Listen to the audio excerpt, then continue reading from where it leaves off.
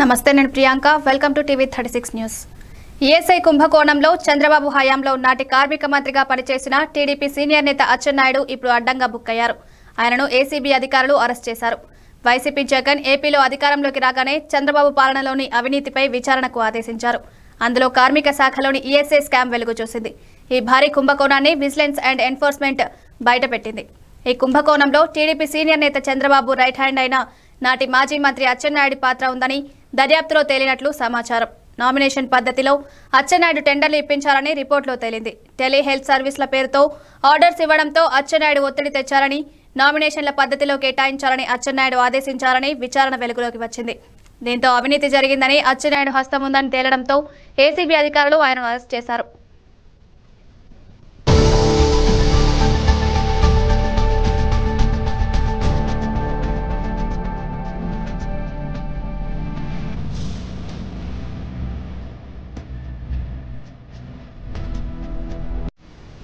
అసెంబ్లీలో అధికార పక్షాన్ని నిలదీసే నిలువెత్తు ప్రజల ధైర్యం అచ్చెన్నాయుడు. ప్రజాస్వామ్య వ్యవస్థలో బాధ్యతాయుతమైన ప్రతిపక్ష పాత్ర పోషించడమే ఆయన చేసిన తప్ప, అణచివేతకు గురైన బీసీ వర్గాల గొంతుకగా తన గళాన్ని వినిపిస్తున్న అచ్చెన్నాయుని సభలో ఎదుర్కొనే సత్తా మీ 151 ఎమ్మెల్యేలకు లేదా? టీడీపీ ఎల్పీ ఉపనేత ఎమ్మెల్యే మాజీ మంత్రిని అరెస్ట్ చేసేటప్పుడు కనీస చట్టబద్ధంగా వ్యవహరించడమైనా చేత కాదా?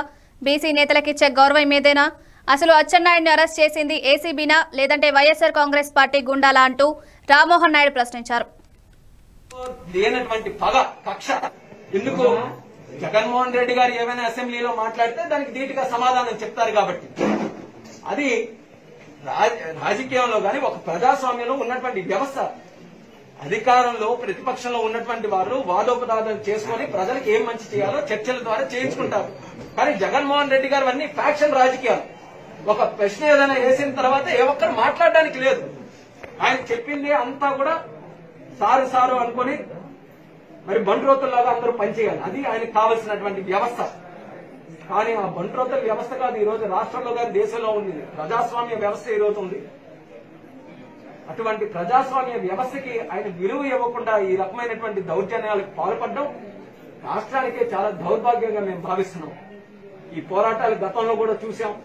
అమరావతి దగ్గర నుంచి ఈ రోజు అన్ని రకాలుగా డిస్ట్రక్షన్, ఎక్కడ చూసినా సరే విధ్వంసానికే ఆయన ప్రయారిటీ ఇచ్చి ఈ రకంగా చేయడం అనేది మరి తరచూ కూడా మేము చూస్తున్నాం.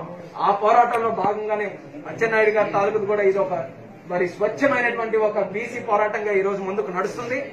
ఆయన తరపున బీసీలందరూ కూడా రాష్ట్రంలో నిలబడతారు, వాళ్ళ గళాన్ని విప్పుతారు. అచ్చెన్నాయుడు గారు ఎక్కడ కూడా తప్పు చేయలేదు. అది ఆ రోజే ఆయన నిరూపించుకున్నారు. మళ్లీ అవసరమైతే ఎక్కడైనా సరే ఆయన మళ్లీ నిజాలు చెప్పడానికి భయం లేకుండా ముందుకు వస్తారనేది కూడా ఆయన తరపున నేను తెలియజేస్తున్నాను. మరి అలాగే టెక్కలి నియోజకవర్గ ప్రజలకు గాని, శ్రీకాకుళం జిల్లా ప్రజలు అందరికీ, బీసీలందరికీ కూడా ధైర్యంగా ఉండమని చెప్తున్నాం. మరి యొక్క పోరాటంలో వాళ్ళు కూడా సహకరించాలని మరొకసారి కోరుకుంటూ ఈ పోరాటాన్ని ఏ రకంగా ముందుకు కొనసాగించాలనేది మళ్లీ చంద్రబాబు నాయుడు గారితో మాట్లాడి మరి లీగల్ గా కూడా అన్ని చర్యలు కూడా మేము తీసుకుంటున్నాం. లీగల్ గా కూడా దీనికి ఫైట్ చేసి మరి అన్ని రకాలుగా కూడా వీళ్ళు చేసినటువంటి తప్పుడు కార్యక్రమాన్ని ప్రజలే బుద్ధి చెప్పేటటువంటి విధంగా దీనికి ముగింపు కూడా పలికే విధంగా మేము ఈ రోజు ఈ పోరాటాన్ని ముందుకు నడిపిస్తామని కూడా తెలియజేస్తున్నాం. లేనటువంటి పగ కక్ష ఎందుకు? అచ్చెన్నాయుడు అరెస్టుపై హోంమంత్రి మేకతోటి సుచరిత స్పందించారు. నిబంధనల ప్రకారమే ముందుగా నోటీసులు ఇచ్చి అరెస్ట్ చేయడం జరిగిందన్నారు. ఈఎస్ఐలో భారీ కుంభకోణం జరిగింది. చట్టం తన పని తాను చేసుకుపోతుంది. దీని వెనకాల ఎంత పెద్దవాళ్ళు ఉన్నా వదిలిపెట్టేది లేదన్నారు.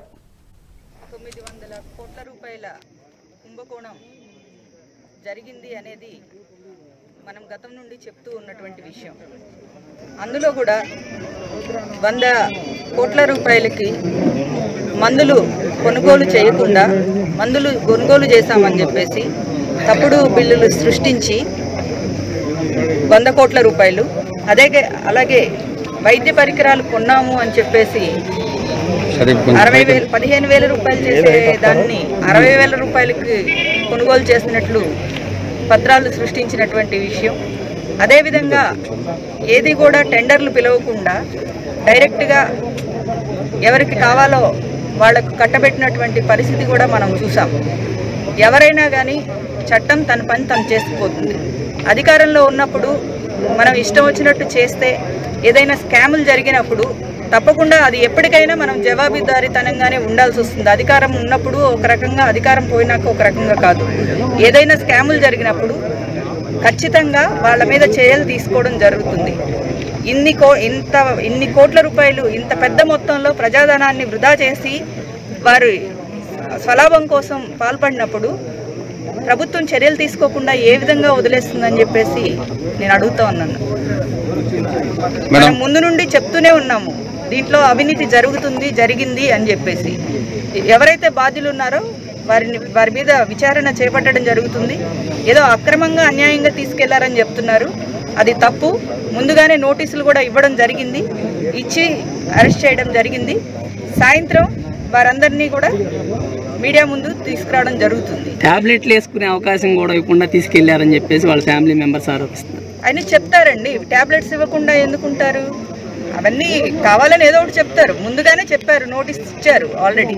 కానీ ఏమీ ఇన్ఫర్మేషన్ లేకుండా బలవంతంగా వచ్చి ఇచ్చుకెళ్లారు, టెర్రరిస్ట్ని తీసుకెళ్లారని చెప్తా ఉన్నారు.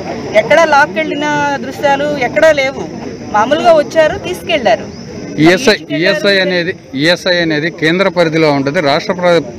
రాష్ట్రానికి సంబంధం లేకపోయినా కూడా అచ్చెన్నాయుడు మీద అది బురద రుద్దినట్టు రుద్ది హోంమంత్రి గారు 100 మందిని నైట్ పంపించి కిడ్నాప్ చేశారని చంద్రబాబు ఆరోపిస్తున్నారు.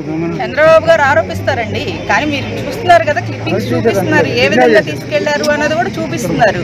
చంద్రబాబు గారు ఇప్పుడు అవినీతి జరిగిందని ఆరోపించినప్పుడు, ఇప్పుడు గతంలో జగన్మోహన్ రెడ్డి గారి మీద ఆరోపణలు వచ్చినప్పుడు చాలా సంబరాలు చేసుకున్నటువంటి వ్యక్తి, అదే మీ పార్టీ మీద వ్యక్తి మీద ఆరోపణలు వస్తే ఒక రకంగా స్పందిస్తారా?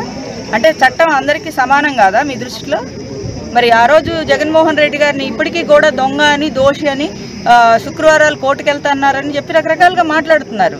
అదే మీ స్థాయిలో ఇంత కుంభకోణం జరిగింది, మేము విచారణ చేయాలి అన్నప్పుడు ఎందుకు అంత గొంతు చించుకోవాల్సినటువంటి అవసరం వస్తుందండి? ఈఎస్ఐ అనేది కేంద్ర పరిధిలో ఉంటుంది. రాష్ట్ర పరిధిలో ఉన్నాయండి, మన కేటాయింపులు జరుగుతాయి. మన రాష్ట్రం ద్వారా మందులు ఈఎస్ఐ హాస్పిటల్స్ మన దగ్గర ఉన్నాయి. కొనుగోళ్లు చేయాల్సినటువంటి అవసరం ఉన్నప్పుడు మరి ఎవరికి కూడా ఇప్పుడు 100 కోట్ల రూపాయలు దొంగ బిల్లులు పెట్టేసి ప్రజాధనం స్వాహా చేస్తే అది కేంద్ర ప్రభుత్వానిదైనా రాష్ట్ర ప్రభుత్వానిదైనా కానీ ధనం ఎవరిదైనా ప్రజలదే అండి. దానికి మనం బాధ్యతగా ఉండాల్సినటువంటి అవసరం ఉంది. అచ్చెన్నాయుడు అక్రమ అరెస్టు దుర్మార్గమని నరసరావుపేట నియోజకవర్గ టీడీపీ ఇన్ఛార్జ్ డాక్టర్ చెదలవాడ అరవిందబాబు మండిపడ్డారు. ముఖ్యమంత్రి జగన్ కక్ష సాధింపుతో బలమైన బీసీ నేతను అక్రమంగా అరెస్ట్ చేయించారని విమర్శించారు. అచ్చెన్నాయుడు కుటుంబం గత 35 సంవత్సరాలుగా రాజకీయాల్లో ఉంటూ ప్రజలకు సేవలు అందిస్తున్నారు. వాళ్ళ కుటుంబంపై ఎప్పుడూ అవినీతి మచ్చలేదని, అచ్చెన్నాయుడు అసెంబ్లీ సమావేశాల్లో జగన్ అవినీతిపై నిలదీస్తున్నందుకే కక్ష కట్టి అరెస్టు చేయించారు. సర్జరీ చేయించుకున్న అచ్చెన్నాయుడిని ఉగ్రవాదిని అరెస్ట్ చేసినట్టు వ్యవహరించడం హేయమైన చర్య అన్నారు. ఈ రోజు నరసరావుపేటలోని టీడీపీ కార్యాలయంలో ప్రపంచ మేధావి, రాజ్యాంగ నిర్మాత డాక్టర్ బిఆర్ అంబేద్కర్, జ్యోతిరావు పూలే చిత్రపటానికి పూలమాలలు వేసి వినతి పత్రం అందజేశారు. ఈ కార్యక్రమంలో గూడూరు శేఖర్, కడియం కోటి సుబ్బారావు, వల్లెపు నాగేశ్వర్, యాడ్స్ వలి తదితరులు పాల్గొన్నారు. అందరికీ నమస్కారం. ఇవాళ మీరు చూస్తున్నారు అచ్చెన్నాయుడు గారి అరెస్టును ప్రజలందరూ కూడా ఖండిస్తున్నారు. ఇది ప్రభుత్వం యొక్క దుర్మార్గపు చర్య అని అందరూ భావిస్తూ ఉన్నారు. ఎందుకంటే ఉత్తరాంధ్రలో ఒక ఎదురులేని నాయకుడు అచ్చెన్నాయుడు గారు. ఆయన 38 సంవత్సరాలుగా తెలుగుదేశం పార్టీలో ఉండి వారింట్లో ఇవాళ ఒక ఎంపీ ఉన్నారు, అదేవిధంగా 2 ఎమ్మెల్యేలు ఉన్నారు. అటువంటి కుటుంబాన్ని, అవినీతి మచ్చలేని ఆ కుటుంబాన్ని ఇవాళ మచ్చ వేసి ఈఎస్ఐ స్కామ్లో ఈ ప్రభుత్వం ఇరికించడం జరిగిందనమాట. అటువంటి మహానాయకుడిని ఇవాళ అక్రమంగా అరెస్ట్ చేసి అర్ధరాత్రి పోలీస్ స్టేషన్ ఏసీబీ ఆఫీస్ తీసుకురావడం అనేది అందరూ ఖండిస్తూ ఉన్నారు. ఇటువంటి మంచి నాయకుడు, బీసీ నాయకుడు, అదేవిధంగా పోరాట యోధుడు, ఎస్టీ, ఎస్సీ, బీసీ, మైనార్టీ వర్గాలకు చెందిన మనిషి, ఇటువంటి మహానాయకుడు ప్రజల కొరకు పోరాటం చేసే మనిషిని ఇవాళ వారిని అసెంబ్లీ రానియకుండా అరెస్ట్ చేయడం అనేది చాలా దారుణమైన విషయం. కాబట్టి ప్రజలందరూ కూడా దీన్ని ఖండిస్తున్నారు. ఇటువంటి ప్రభుత్వం యొక్క రాజకీయ అణచివేత ధోరణిని అందరూ కూడా ఖండిస్తున్నాము. ఈ కార్యక్రమాన్ని మేము ఇవాళ నిరసన తెలియజేయడం జరిగింది. ఈ కార్యక్రమాన్ని ప్రజలందరూ కూడా గమనిస్తూ ఉన్నారు. మీరు ఒకటే చెప్పండి, ప్రభుత్వం అచ్చెన్నాయుడు గారు ఎక్కడున్నారు, ఎందుకు కిడ్నాప్ చేశారు, అవసరం ఉంటే వారిని ఓపెన్గానే ఏసీ ఆఫీస్ తీసుకురండి, అక్కడ విచారించండి. కానీ అర్ధరాత్రి తీసుకొచ్చి అరెస్ట్ చేయడం అనేది దారుణమైన చర్యని ప్రజలందరూ భావిస్తున్నారు. కాబట్టి ప్రభుత్వం మేలుకొని వెంటనే వారిని విచారించి వదిలివేయాలని ప్రజలందరూ కోరుకుంటున్నారు. అందరికీ నమస్కారం. ఇవాళ మీరు చూస్తున్నారు అచ్చెన్నాయుడు గారి అరెస్టును ప్రజలందరూ కూడా ఖండిస్తున్నారు. ఏడాది కాలంలోనే ఎన్నికల్లో ఇచ్చిన హామీలన్నింటినీ ముఖ్యమంత్రి వైఎస్ జగన్మోహన్ రెడ్డి అమలు చేశారని అవనిగడ్డ శాసనసభ్యులు సింహాద్రి రమేష్ బాబు పేర్కొన్నారు. ఏడాది పాలన పూర్తయిన సందర్భంగా స్థానిక పార్టీ కార్యాలయంలో శుక్రవారం ఏడాది పాలన వేడుకలను ఘనంగా నిర్వహించారు. ఈ సందర్భంగా MLA Simhadri Ramesh Babu cake cut చేసి పార్టీ నాయకులు, కార్యకర్తలు, అభిమానులకు పంపిణీ చేశారు. ఈ సందర్భంగా ఎమ్మెల్యే సింహాద్రి రమేష్ బాబు మాట్లాడుతూ రాష్ట్రంలో పేద ప్రజలు కష్టాలు తీరేలా వైఎస్ జగన్మోహన్ రెడ్డి పరిపాలన సాగించారన్నారు. ఆయన చేపట్టిన ప్రతి సంక్షేమ కార్యక్రమం విమర్శకుల మన్నలను అందుకున్నాయని చెప్పారు.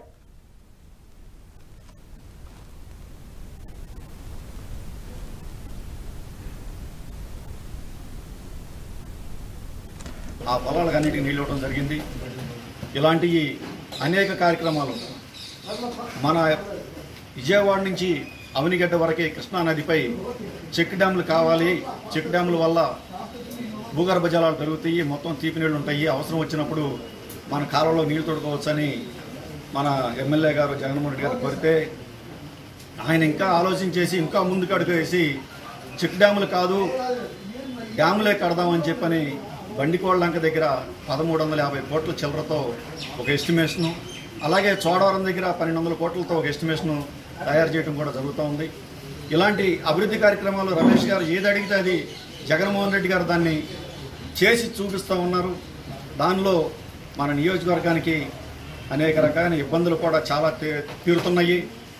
అదేవిధంగా ఇప్పుడు రాబోయే కాలంలో కూడా ఇంకా అనేక సమస్యల్ని దృష్టిలో పెట్టుకుని ఒక పద్ధతి ప్రకారంగా ఏది ముందు ఏది వెనక, ముందు పొలాలకు నీళ్ళు అవసరం, తర్వాత జనం ఉంటాకి ఇళ్ళు అవసరం అనే దానిలో భాగంగానే జగన్మోహన్ రెడ్డి గారు కూడా ఈ ఇళ్ల స్థలాలు ఇప్పించడం, ఇంతకుముందు కాలం వేయటం, ఇళ్ల స్థలాలు రాళ్ళు వేయటం వరకే.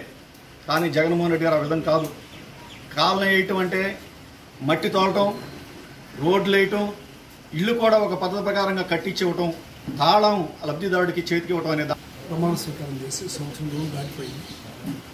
ఏదైతే ప్రజల బాధలు తెలుసుకున్నారో ఆ బాధలన్నీ, ఆ కష్టాలన్నీ తీరుస్తూ ఈ వాహన మిత్రాది వీళ్ళందరూ ఇబ్బందుల్లో ఉన్నారు. లాక్డౌన్లో పని లేదు కనుక అది ముందు చేసేసారు. ప్రతి విషయంలో ప్రజల స్వార్థం కోసం, మన స్వార్థం కోసం జగన్మోహన్ రెడ్డి గారి జీవితకాలం ఈ రాష్ట్రానికి ముఖ్యమంత్రిగా ఉండి ఇదే విధంగా ప్రజాసేవ చేయాలని, ఇవాళ దేశమంతా జగన్మోహన్ రెడ్డి గారు లాంటి పరిపాలన కావాలని చెప్పి అన్ని రాష్ట్రాల ముఖ్యమంత్రులు ఆ విధంగా ఉండాలని చెప్పి భారతదేశ ప్రజానీకం కోరుకుంటుంది. ఖచ్చితంగా జగన్మోహన్ రెడ్డి గారి ఇదంతా ఈ అభివృద్ధికి, ఈ నియోజకవర్గ అభివృద్ధికి, ఈ సంక్షేమ పథకం.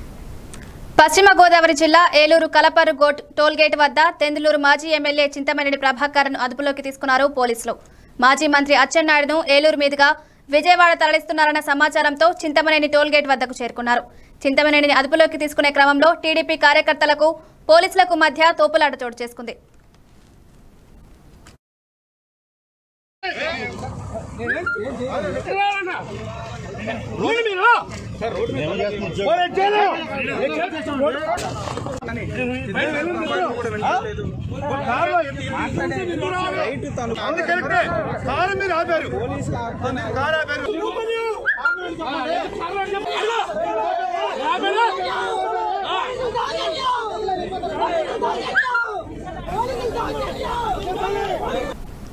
కోవిడ్ వైరస్ మరింత వ్యాప్తి చెందకుండా నియంత్రణకు కట్టుదిట్టమైన చర్యలు తీసుకోవడం జరుగుతుందని సబ్ కలెక్టర్ కెఎస్ విశ్వనాథన్ అన్నారు. శుక్రవారం సబ్ కలెక్టర్ విశ్వనాథన్ ఆయన ఛాంబర్లో వైరస్ వ్యాప్తి నియంత్రణకు డివిజన్ పరిధిలో చేపడుతున్న చర్యలను వివరించారు. ఈ సందర్భంగా సబ్ కలెక్టర్ మాట్లాడుతూ గత 2 రోజుల నుండి పరిశీలిస్తే డివిజన్ పరిధిలో పాజిటివ్ కేసులు తగ్గుముఖం పట్టడం శుభసూచకమన్నారు. పాజిటివ్ కేసులు ఎక్కువ నమోదవుతున్న మోదీ గ్రామంలో కేసులు తీవ్రత దృష్ట్యా పరీక్షలు నిర్వహించామని, వీటిలో 30 కేసుల్లో అన్ని నెగిటివ్గా నమోదయ్యారన్నారు. Chamakuripalem, vegetables and kirana shops ni door-to-door delivery instead of having any open area. Local way barricading chesiyali ani plan chesam so that internal movement kuda konjam control cheste we will have lesser interaction and no functions will be allowed. Religious functions and other normal functions we will not allow. ఏమేమి ముందు ఇచ్చిన permissions కూడా we will reduce it drastically 5-10 people maximum braid groom ఉంటేనే allow చేస్తాం, వేరే ఏమీ పెద్దగా we are not allowing. ఇది కాకుండా మన నర్సాపూర్ అర్బన్లో కూడా దీని ఫుట్ ప్రింట్స్ ఉంటాయి. సో దానికోసం ఇక్కడ కూడా we are going for containment measures. So collector గారికి ఒఫీషియల్గా రాశాను.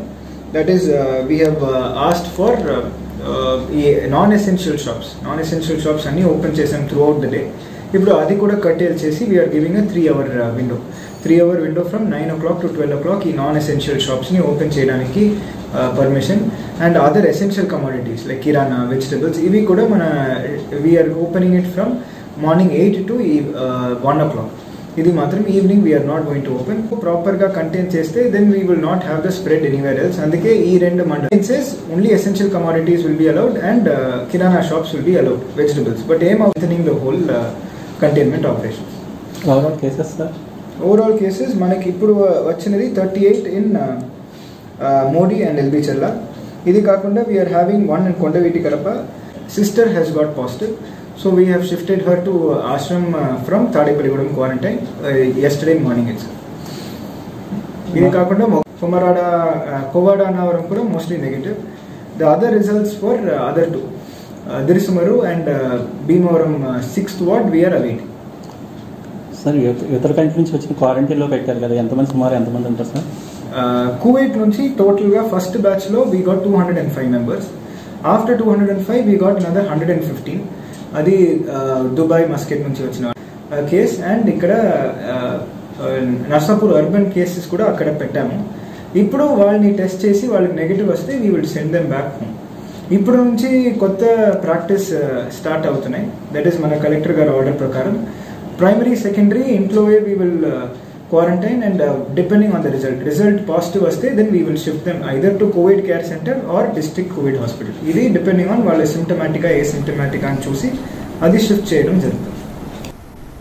తూర్పుగోదావరి జిల్లా మామిడికుదురు మండలం మకన్నపాలెంకు చెందిన చెల్లింగి నాగలక్ష్మి సూర్య నాగేశ్వర శెట్టి 2008లో ప్రేమించి పెళ్లి చేసుకున్నందుకు ఇంటి నుండి ఊరు నుండి వెలివేసిన అత్తమామలు, కుల పెద్దలు, అలాగే భార్యాభర్తలిద్దరూ 12 ఏళ్ల నుండి హైదరాబాద్ వెళ్లి నివాసం ఉంటున్నారు. భర్త, తల్లిదండ్రులు మరణించినా కనీస సమాచారం కూడా ఇవ్వకుండా దహన సంస్కారం చేశారని స్థానిక పోలీసులకు, ఎంఆర్ఓకు కంప్లైంట్ చేసినా పట్టించుకోలేదంటూ ఆవేదన వ్యక్తం చేశారు భార్యాభర్తలు.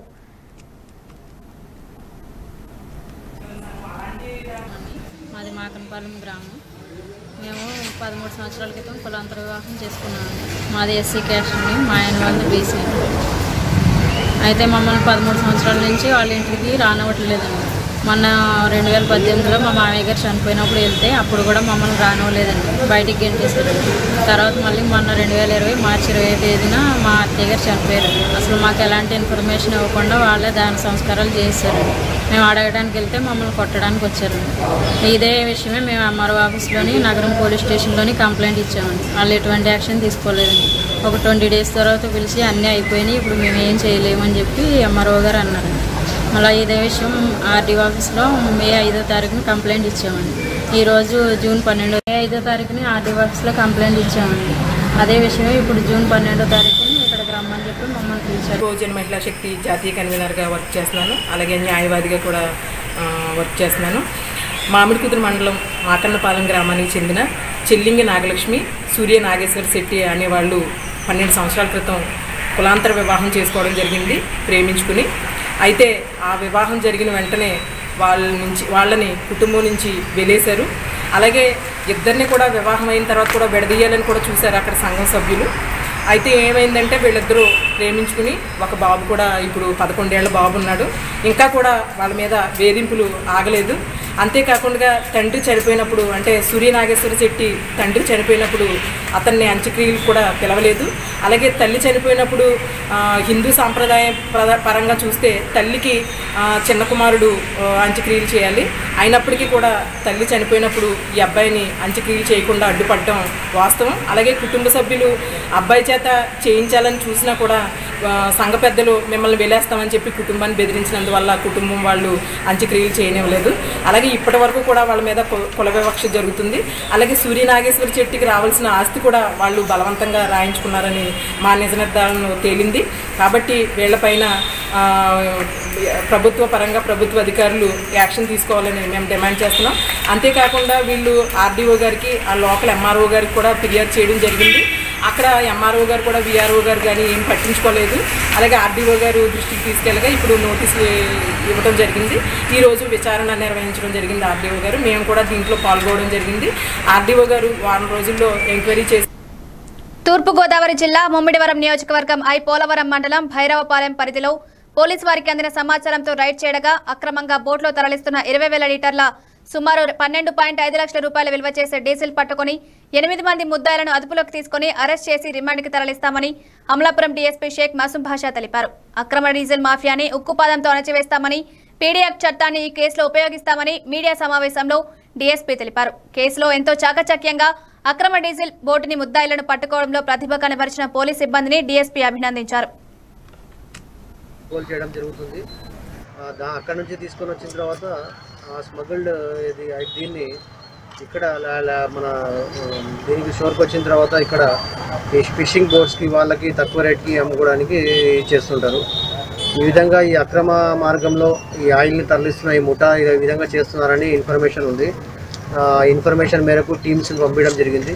వీళ్ళు ఇక్కడ ఈ షోర్కి వచ్చిన ఈ ఒడ్డుకు వచ్చిన తర్వాత వీళ్ళని పట్టుకోవడం జరిగింది. దీంట్లో ముద్దాయిలు వచ్చేసి సంగాడి గంగాద్రి, సంగాడి ఆదినారాయణ, చింతా కాళశ్రీ, రేకాడి దొరబాబు, చుక్కా దేవదాసు, కుప్పడి శ్రీను, సంగాడి వీరస్వామి, కర్రీరాజు 8 మంది ముద్దాయిలని పట్టుకోవడం జరిగింది. వీరిని ఈరోజు అరెస్ట్ చేయడం జరిగింది. ఈరోజు వీళ్ళ మీద కేసు నమోదు చేయడం జరుగుతుంది.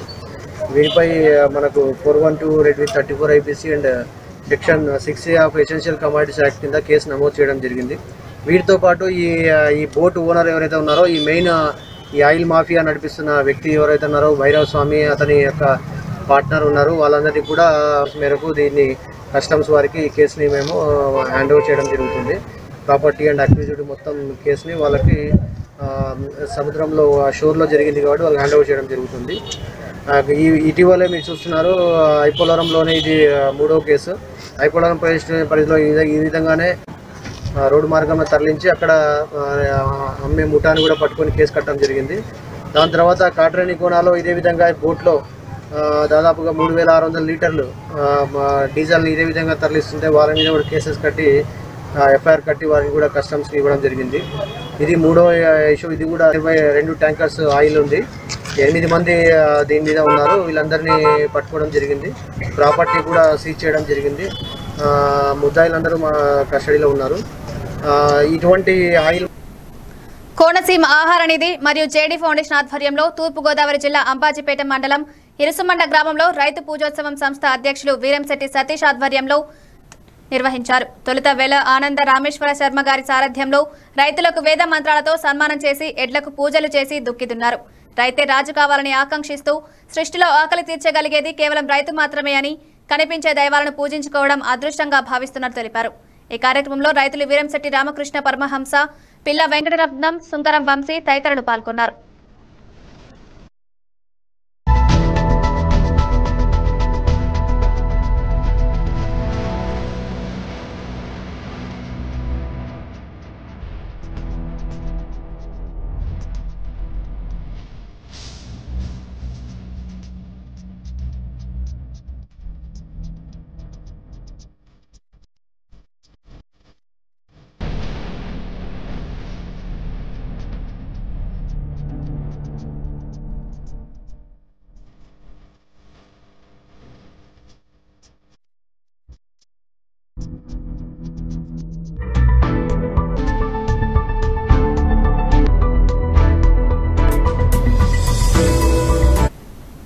ఇవి ఇప్పటి updates. Keep watching TV 36 news.